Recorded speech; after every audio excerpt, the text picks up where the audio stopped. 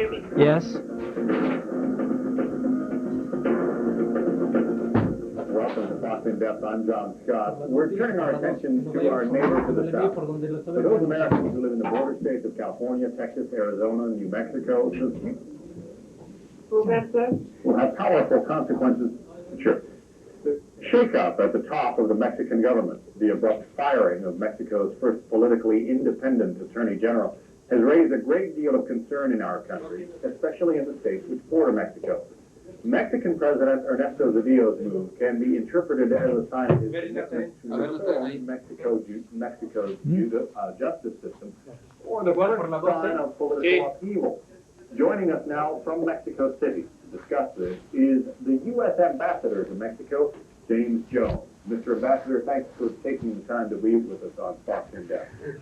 Thank you very much. It's good to be here. As you can see, we're still getting ready for the interview, but delighted to be on your program. All right. I know we've had a couple of technical problems getting this hooked up, but I think we're ready to go. You're still able to hear me? I can hear you, yes. Okay. Give us a quick lesson. Can you tell us why Mexico's Attorney General was fired?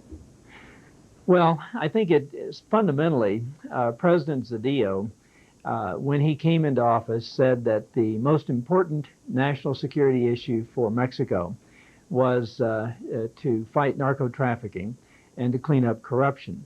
While I think President Zedillo still has a basic faith in the honesty and the integrity of his first Attorney General, Mr. Lozano, he was very frustrated with the progress that was being made in bringing to a conclusion the high-profile political assassination cases, as well as some of the extradition cases they wanted. And he was, I think, somewhat frustrated by the lack of progress in fighting narco-trafficking. So I think it was merely a question of he wanted progress in fighting narco-trafficking, cleaning up these high-profile cases, and cleaning up corruption faster than had occurred under Mr. Lozano. When Mr. Lozano was appointed, he won high praise from our Attorney General, Janet Reno. When he was fired, Ms. Reno declined any comment. Does that say that the United States is disappointed with the firing? Well, I think obviously President Zedillo has the right to make whatever decisions he wants to improve his government, and we respect the internal decisions of Mexico. I think that from the standpoint of the United States government, who worked with Attorney General Lozano, we still believe that he had the integrity and the honesty and the desire to meet the challenges of fighting narco-trafficking and these other things. And so I think we still have respect for him, but we have respect for President Zedillo's decision to bring on the team that he wants in order to get the job done perhaps faster.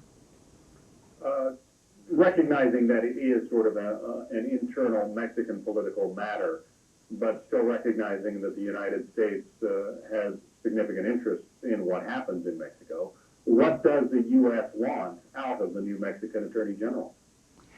Well, we have established the strongest ties of cooperation between our law enforcement systems that I've seen in my lifetime. And we want to continue and expand and improve that cooperation. We have more exchanges of information against organized criminal activities in both countries. We're working together to improve the effectiveness of each of our law enforcement agencies, and we want to see that continue. Obviously, both we and Mexico want to disrupt and defeat the major narco-trafficking criminal organizations which are located in Mexico and on the southern border of the United States. So that would be our effort to expand this activity of going after these criminal organizations. I might add that last year we established between our two countries something called the High-Level Contact Group, which is headed up by the head of the drug operations in the United States, General Barry McCaffrey on our side, and by the foreign minister and the attorney general on the Mexican side. We've had continuous meetings. One is scheduled for next week, a very important meeting, to outline the nature of the problem and what we hope to achieve over the next 12 months. That meeting will continue. We'll go ahead here in Mexico City next week, and we think that will help further cement the good relations between our law enforcement agencies and will give us new direction as to what we want to accomplish next year. Over the last decade, Mexico has emerged, we're told, as the conduit for most of the cocaine that gets smuggled into this country. Is that still the case, and what efforts are the Mexicans taking to crack down on drug smuggling? Well, Mexico has made two efforts, and this has been especially new and vigorous under President Zedillo since he's been in office now for 2 years. First of all, to eradicate the growth of opium poppy and marijuana, which are major sources of supply to the U.S. market. Last year, Mexico set a world record for eradicating, taking out of the ground, basically, and burning and destroying opium poppy and marijuana. So they set a world record for any nation in the world. The second part is to interdict the movement of drugs. As you'll recall, a year or so ago, there was a great deal of concern about drugs coming from South America, specifically Colombia, Bolivia, and Peru, where is the major source of these drugs, and moving by airplanes, fast movers, 727s, etc., into clandestine airstrips in Mexico and then across the border into the United States. And a maximum effort was made by the Mexican government to interdict and defeat that air movement of those drugs from South America. And remarkable progress has been made to the point that that is almost not a problem right now. And we're seeing the drug traffickers going alternative routes through the sea lanes now. So we believe that Mexico has made a great deal of effort, a great deal of progress. There's still a lot to do, though, in terms of why Mexico. Why would Mexico be a chosen transit route? This is relatively new within the last 5 years. Up until that time, the major sources or transit routes were through the Gulf of Mexico, from the Caribbean islands and some of those Caribbean countries, from South America to the United States. After many years of trying to cut that source of supply off, we succeeded in 1989, 1990, and so the drug traffickers shifted, and the next most logical place to transit was through the land base of Mexico and the southern border. I think, yeah. I'm sorry, I need to interrupt you here because the computer is about to take us to a commercial break. Okay. So we will continue our conversation with the ambassador to Mexico, James Jones, after this break. Thank you.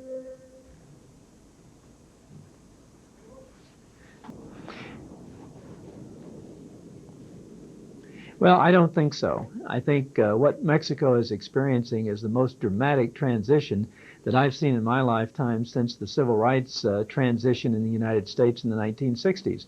They're going from, in less than 10 years, they're going from one of the most closed economies in the world to one of the most open, from a single-party political system to an open, competitive, democratic political system, and from a situation where there's been one type of law enforcement which is conceded by many to be very corrupt, and they're trying to clean up that corruption and fight organized crime all at the same time. When you're in a period like that, just as we were in the 1960s in the United States, there's going to be unexpected events. I do not think it's destabilizing. I think Mexico is moving in the right direction, and it's very important to the United States that they succeed.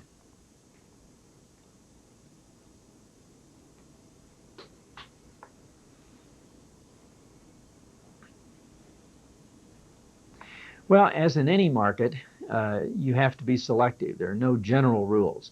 Overall, Mexico has a good climate for investment, and the returns are good. And as the Mexican economy continues to recover and to grow, as it is doing now, the return on investment looks very inviting. That's not true in every sector of the economy, so you have to be selective. But if you look at the foreign investment this year, it's going to be $6 or $7 billion direct investment in Mexico. The portfolio investment is very high. It may be an all-time record.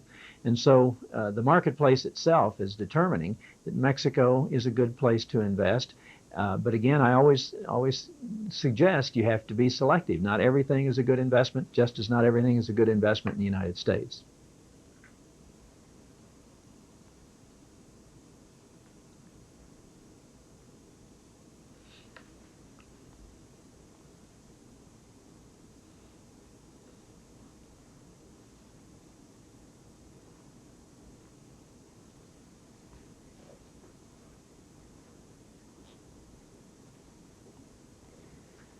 Well, let me make two comments. First of all, the Commissioner of INS, Doris Meisner, instituted a new program with a year and a half ago to deter illegal migration across the border. That program has been quite successful, not only in deterring illegal migration, but also in respecting the human rights of migrants who might make that attempt. Secondly, the Mexican government itself has instituted a program to crack down on the traffickers of illegal migrants. That's a basic human rights question, and Mexico is responding to that. So we've had some success. The other point, though, I should make is Mexico, and this is a reason why it's so important to the U.S. foreign policy. Mexico is a country of 92 million people. More than half of those are under age 20. They're entering their most vigorous, their most energetic, the potentially most productive, and their years of greatest consumption. If economic opportunities are not provided by a growing economy in Mexico, these young people are going to find work somewhere, and that most likely is the United States. That's why NAFTA is so important. That's why we have to make this commercial relationship work to the benefit of both countries. I think it's going to work, and I think as NAFTA continues to be implemented and economic growth continues in Mexico, the demand for illegal migration is going to reduce substantially.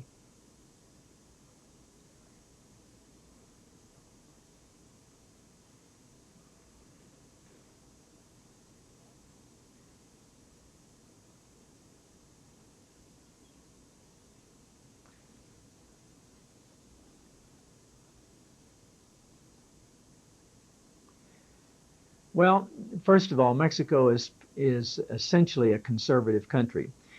It is not generally understood in the United States how very severe the economic recession in Mexico was last year, 1995. It was truly a severe situation. The fact that there was not a true revolutionary destabilizing movement, I think, is testimony to the conservative nature of Mexican population. It cannot, when you have a demographic situation, as you have in Mexico, you cannot ignore it. That's why we have put at the embassy when I came here, our top priority is to develop the commercial relationship. It's good for the United States, it's good for Mexico. What we know, for example, is that Mexican consumer preference for imports is 70% or more for U.S. goods and services. That's a potentially great market for the United States. Right now, Mexico is our third largest trading partner. It will soon surpass Japan as our second largest trading partner. If we are able to invest in Mexico so that the jobs are here and standards of living increase, that means it's going to be potentially a greater market for U.S. goods and services as Mexicans can have this increased purchasing power. It also means true stability in Mexico as people have opportunities to find work and to provide for their families here at home for them in Mexico.